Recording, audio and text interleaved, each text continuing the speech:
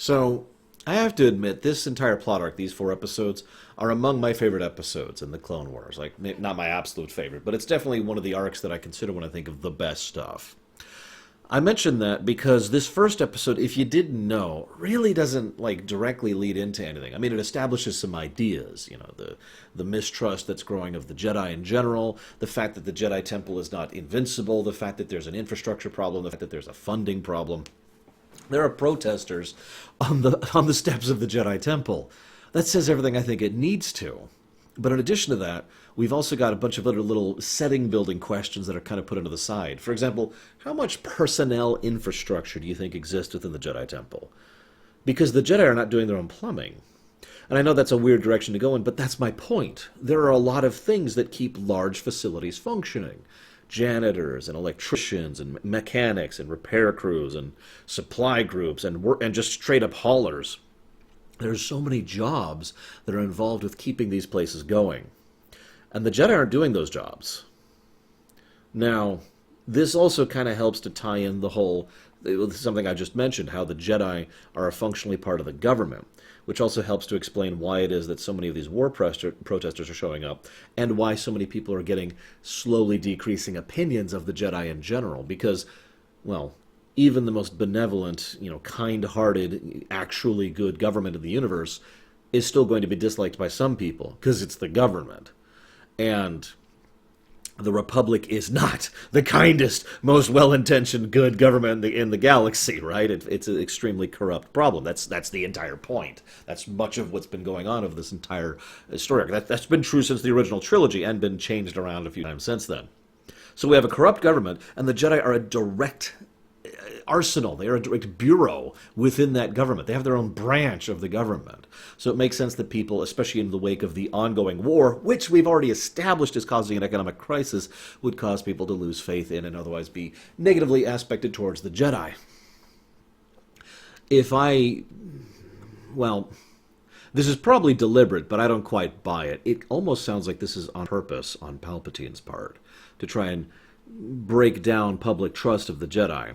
I sometimes wonder how much movement he did behind the scenes to try and posit the idea early on that the reason the war kept going on was because of the Jedi. After all, the moment the Jedi Temple is assaulted and the Jedi make their attempt on his life, which fails, the war ends. Anyways, I also want to mention something. I'm looking at my notes here. Early on in the episode, they go flying in, and then a couple of nameless red shirts die instantly. I've already talked so many times about how I dislike the red shirt concept. But one of the things I also have to think about is it's so often that the Jedi tend to come across as typical D&D players. How many of you know what I'm talking about before I even keep going? The idea of the players because the idea of a typical D&D player, I've seen plenty who aren't this, by the way, is we matter, the party, whoever happens to be in the party matter, and nothing else does. And that's a typical D&D player. All the NPCs, all of the quest givers, all of the civilians, all of the shopkeepers, all the enemies they mow down, none of that matters. All that matters is the player group. And I get that impression a lot from the Jedi, that they care about the Jedi and nothing else. I don't think they do it on purpose, of course, and certainly not in the same way that D&D players do, but I just get that impression a lot. Anyways, I also like how the Council is super hesitant to even acknowledge the possibility that this might have been a Jedi who did this. That's amusing to me because my first thought was, well, we've already had Jedi that have gone bad, right? And then the episode itself, and I actually forgot this, brings up not only Dooku, but Krell, which he had his own story arc about him going bad. I'm also reminded, I don't want to spoil anything, but basically I'm reminded of an episode of Deep Space Nine. I'm sure some of you will know what I'm talking about. So to not spoil as much as possible, because logic demanded it. I like the idea that just war itself is so terrible and horrible that regardless of ambition or designs for power or anything like that, that some Jedi just break under the weight of it all. Anyways, there's this nice bit where the droid says, I should look into this. Now, I kind of like this and dislike this at the same time. The reason I like this, and the reason why it's logical, is a droid is impartial. A droid is the perfect person to send in order to look into a situation, right? Because they don't have any stake in things, right? They're completely loyal. The problem with that is that a droid can be reprogrammed, and whatever it is they're deducing is based on something that has been programmed into them, which may or may not be flawed, so you could see how that that furniture thing kind of comes back into this. Oh, also, I love how he kept doing the glasses thing, by the way.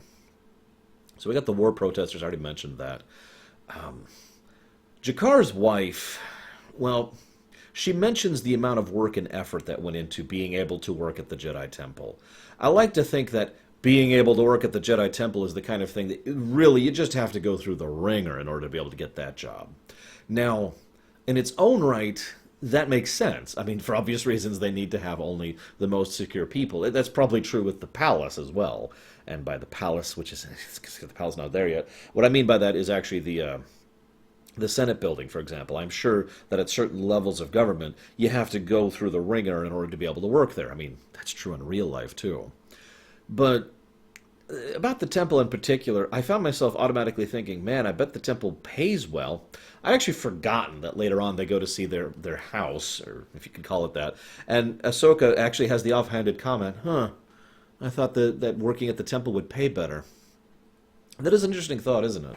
See, because it could just not pay well, but have really good benefits. Or maybe it has extreme job security. You know, you have this job and you're good forever. These two concepts have existed in certain governments in real life, for example, as the benefit of being a government official. But I do find myself wondering about that, especially given the fact that, again, the government in general, the Republic, is going through an economic crisis right now.